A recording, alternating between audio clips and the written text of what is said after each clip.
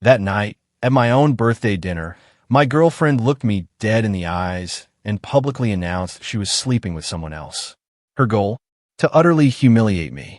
What she didn't know was that her cruel confession was actually the trigger for the most epic, satisfying revenge I could ever have imagined.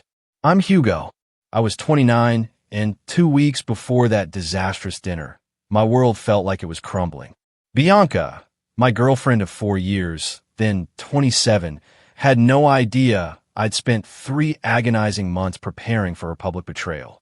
We'd shared so much for years of our lives, 2 years under the same roof. I even had an engagement ring, ready to propose next month, believing she was the one. Then, 3 months before my birthday, my entire future shattered. Bianca was in the shower, and I saw a notification pop up on her phone. "Can't wait to taste you again tomorrow," it read. The sender? Jim. My stomach plummeted. That gut-wrenching feeling told me not to confront her. Not yet. Call it intuition, or maybe the lingering sting of her subtle jabs over the years, comments about my adequacy in bed, or how her exes were different. Red flags I'd foolishly ignored, blinded by love. I did something I'm still not proud of. One night, after a few too many drinks, I installed a tracker app on her phone. But before you rush to judgment, hear me out. What I uncovered over the next few weeks, it made me physically sick. It was a sickening tapestry of betrayal. Every Monday and Wednesday morning for 8 months, it was Jerome from her gym. Tuesday evenings, 6 months with Dimitri, her work mentor, in his apartment. Thursdays, her book club was actually Caden, her ex from college, going on for 4 months. Saturdays, her girls' brunch was a 5-month rendezvous with Elijah, a bartender. And then there were the emergency work calls, a 3-month affair with Tomas, her married boss. 5 different men. And the messages? To each one, she claimed they were the only one who truly understood her, that I was just a temporary placeholder until she figured things out. The absolute kicker? She was still letting me pay her car payments, footing the bill for our vacations, and convinced me to co-sign her student loan refinance just 2 months prior. That's when I started to plan. Meticulously. I told Bianca I wanted a huge birthday dinner, making a big deal of it. Invited both our families, all our friends. She was annoyed, of course, because that Saturday was her Elijah night. But I laid on the guilt trip thick, reminding her I never asked for anything special. And then came the other part of my plan. I reached out to all 5 of them, individually. I didn't tell any of them about the others. That would have spoiled the grand reveal. I simply told each man I knew about his relationship with Bianca, that I was ending things with her at my birthday dinner, and if they want to finally go public, they should show up at 8 p.m. sharp. I'd text them when to make their entrance. Jerome, Dimitri, and Caden were utterly shocked that Bianca even had a boyfriend. Elijah knew about me, but thought we were practically over. Tomas? He knew exactly what was happening and simply didn't care. "It's just fun," he'd said. All 5 confirmed they'd be there. The dinner was at a beautiful steakhouse downtown. 20 people, a full table. My parents, sister, brother, best friends, her parents, her sister Gretchen, mutual friends. I'd even ordered a cake. Bianca, naturally, showed up late, wearing a dress I'd bought her for Christmas. She looked utterly annoyed, barely acknowledging my mom, and immediately started texting under the table. The night was already a simmering pot, waiting to boil over. We were halfway through appetizers when it started. My friend Kyle was sharing a hilarious college story when Bianca cut him off, sharp and loud. "Oh my God, can we please talk about something from this decade? These stories are so boring. It's like being stuck in a time capsule of mediocrity." The entire table went silent. My mom tried to smooth things over, mentioning our upcoming vacation, a trip I'd paid for, of course. Bianca rolled her eyes. "Yeah, another thrilling all-inclusive resort, because Hugo here thinks adventure is trying a different flavor of frozen margarita." My sister tried to defend me, proudly bringing up my recent promotion. Bianca actually laughed. A real, scornful laugh. Regional sales manager at a software company? Wow. Alert the media. Meanwhile, people with actual ambition are out there changing the world. The air thickened. Everyone felt it. And then she went for the kill. She stood up, tapping her wine glass. A cruel smile spread across her face as she looked right at me.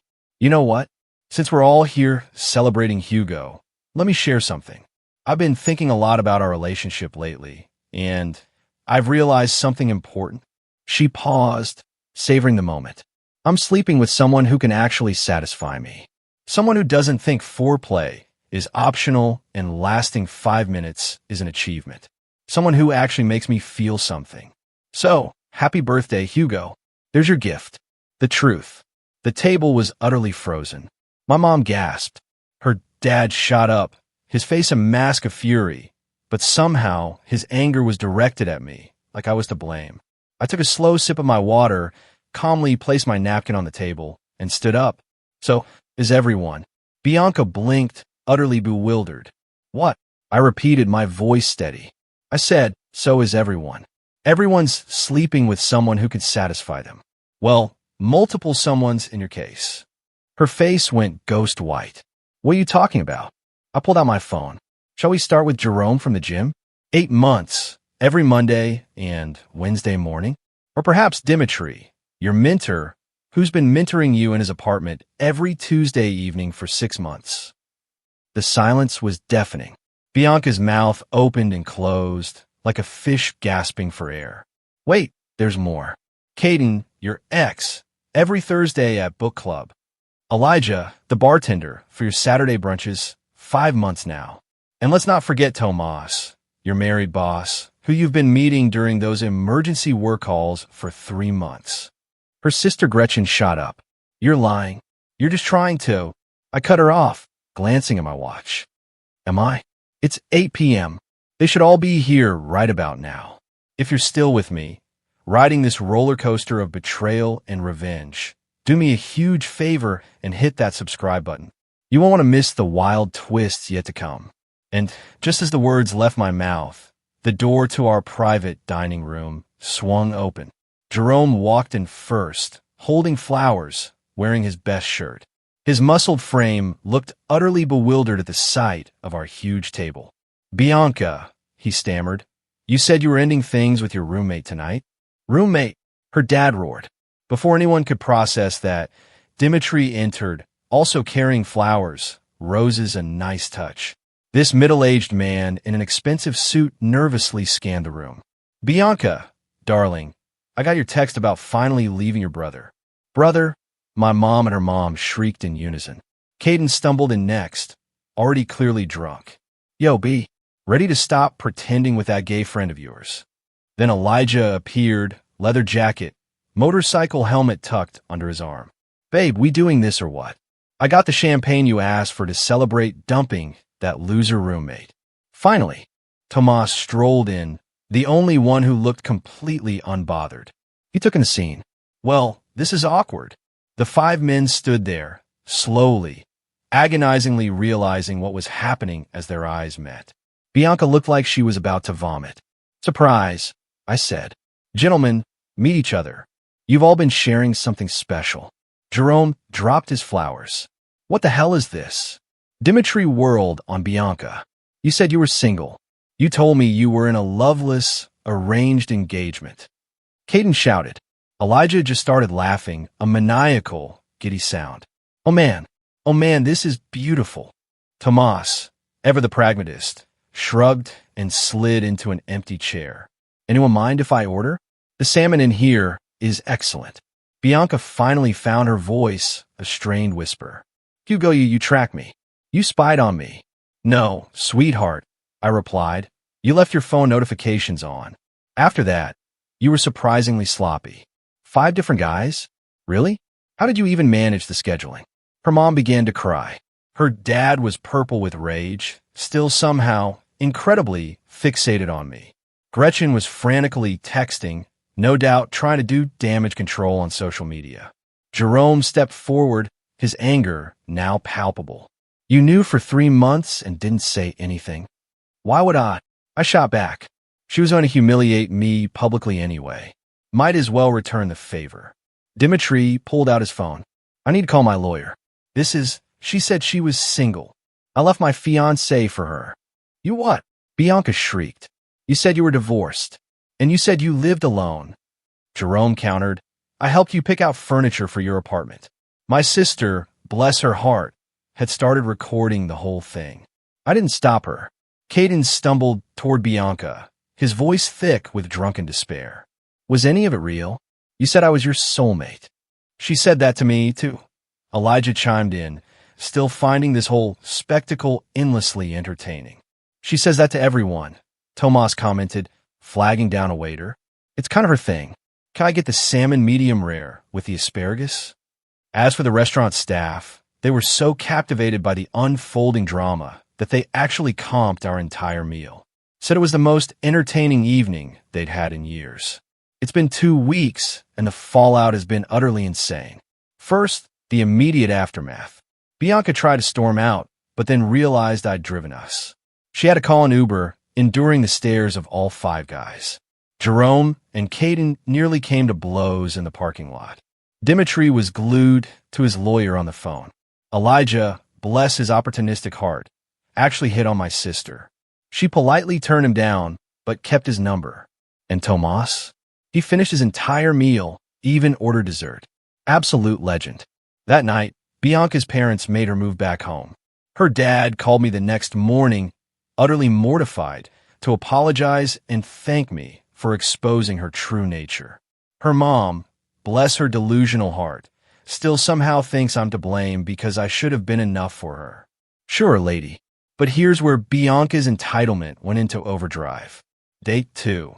She showed up at my apartment, demanding I give her things. The TV I bought? Hers, because we watched it together. My PlayStation? Hers, because she sometimes played it. My coffee maker? Hers, because she picked it out. She absolutely did not. I had my doorman escort her out. Day 3. She tried to get into my apartment while I was at work, telling the doorman she was still my girlfriend and had forgotten her tea. He called me, and I sent him a screenshot of her little birthday dinner speech. He now affectionately refers to her as the lady we don't let in. Day 4. The Venmo requests started pouring in. $2,800 for emotional damages, $1,200 for time wasted, $3,000 for defamation, $500 for therapy needed because of my actions, $10,000 for loss of consortium. I had to Google that one. She was seriously trying to charge me for not getting laid anymore. I responded to each one with a simple phrase. So is everyone. A phrase my sister had already turned into a meme, which, by the way, already had 50,000 views on TikTok. Day 5. She got Gretchen to call me. Apparently, Bianca couldn't make her car payment, the one I'd been helping with, and needed $400 just this once. I calmly reminded Gretchen that her sister had 5 boyfriends who could probably split the cost. She hung up on me. Day 6. The extinction burst hit. I know everyone uses that term, but holy hell. 9 a.m. She sent her cousin Ronnie to my gym to talk sense into me. 11 a.m. A lawyer friend sent me a cease and desist about sharing private information. Not legally binding. My actual lawyer laughed it off. 2 p.m. She tried to log into my Netflix, Hulu, Disney Plus, and HBO accounts. I changed every single password. 4 p.m. She called my work, claiming to be my wife and citing a family emergency. My boss, who knew the whole story, put her on speaker for the entire office to hear. 6 p.m. She posted on Instagram that I was abusive and had isolated her from friends. 8 p.m. She created a fake dating profile using my photos, claiming I had herpes. That fake dating profile was the absolute last straw. I officially hired a lawyer. But wait, it gets better. Remember the 5 guys? Each one had their own glorious drama unfolding. Jerome, it turned out, was engaged. His fiancée found out when Caden, of all people, posted about the dinner on Twitter. She dumped him on the spot. He tried to move in with Bianca, but her parents said absolutely not. He's now living with his brother and was banned from the gym after causing a scene. Dimitri, his ex-fiancée, surprisingly, took him back, but under the world's strictest prenup. They weren't even married yet. Laugh out loud. She demanded all his passwords and mandatory therapy. He also had to pay me $5,000 for contributing to her emotional distress as part of his apology to her. I promptly donated it to a cheater support group, in Bianca's name, of course. Caden, our budding social media influencer, posted the whole story on Reddit himself, trying to frame himself as the victim. Someone in the comments quickly found his Instagram and discovered he was also dating 2 other women. Both of them promptly dumped him. He's now focusing on his music. He's a SoundCloud rapper with a grand total of 12 followers. Elijah actually thanked me, said I saved him from catching serious feelings for a psycho. We grab beers sometimes. He's a decent dude, just has terrible judgment in women. He's dating my sister's friend now, and they seem genuinely happy. And Tomas? His wife found out, not because of a dinner, but because Bianca, in her infinite wisdom, emailed her with screenshots, trying to get her to leave him so they could be together. His wife, naturally, forwarded everything to HR. Both Tomas and Bianca were fired for violating company policy. Tomas's wife is divorcing him and taking him for everything. He moved back to his home country last week. Losing her job sent Bianca completely off the rails. Think about it. She just lost her apartment, now living with her parents, her car, couldn't make payments, her job, company policy violations, all 5 of her side pieces, and her reputation. That video went viral on TikTok, 2.3 million views now. So what does an entitled person do when they lose absolutely everything? They double down. The lawsuit. She actually sued me for intentional infliction of emotional distress and invasion of privacy, demanding $50,000 in damages. My lawyer, a true hero, responded with a countersuit for the $3,000 she still owed me from the student loan I'd co-signed, plus receipts for everything I'd bought that she tried to claim when she initially moved out. Her lawyer dropped her faster than a hot potato when he realized she'd lied to him about being single and that I had ironclad proof of her financial manipulation and cheating. The smear campaign continued. She went on a podcast about toxic relationships, spending 45 minutes painting me as controlling and abusive. The host, bless her, asked for specific examples. Bianca's response? He wouldn't let me have male friends. The host, bless her again, followed up. Were you sleeping with these male friends? Dead silence. Then, that's not relevant.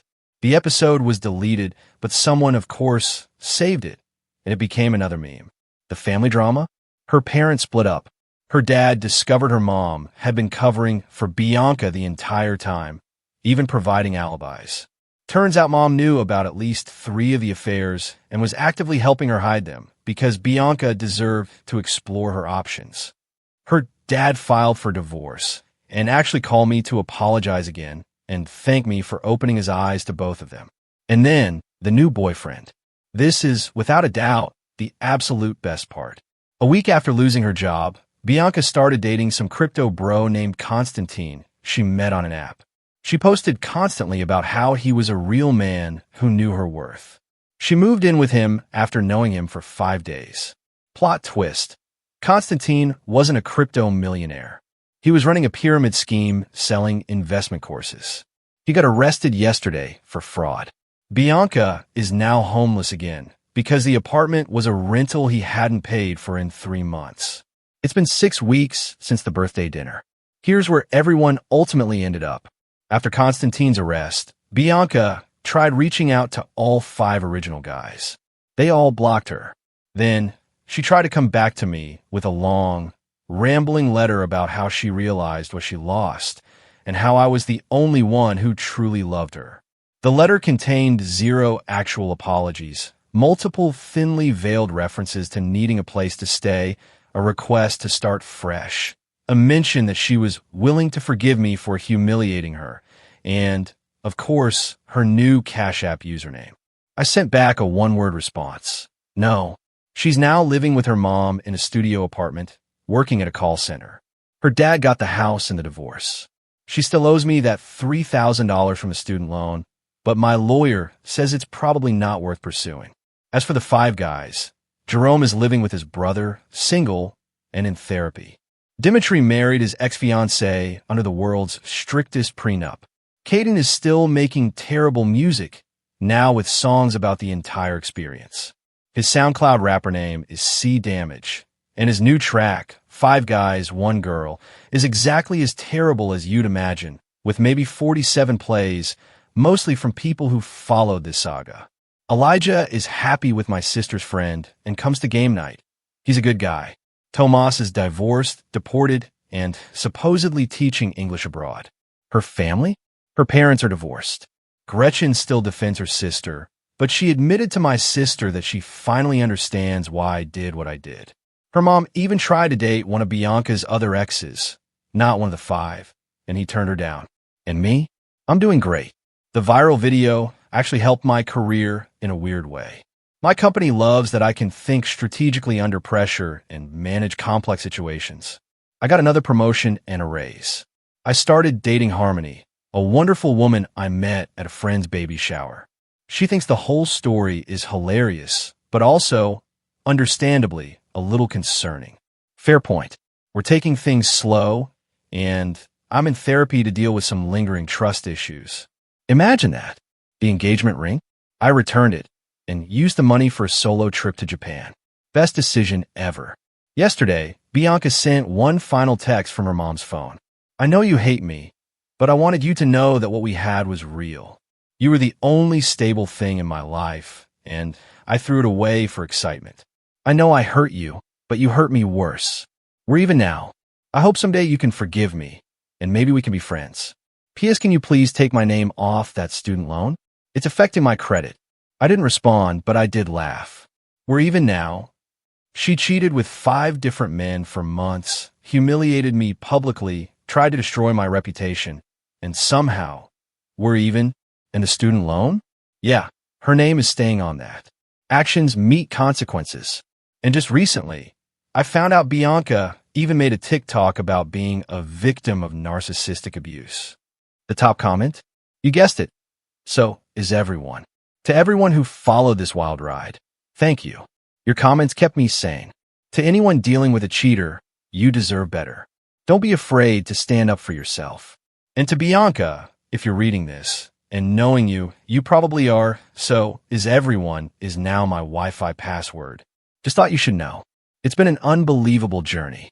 I'm curious, what would you all have done in my place? Have you ever had to deal with a betrayal this public, this audacious? Let me know in the comments below. I truly want to hear your thoughts.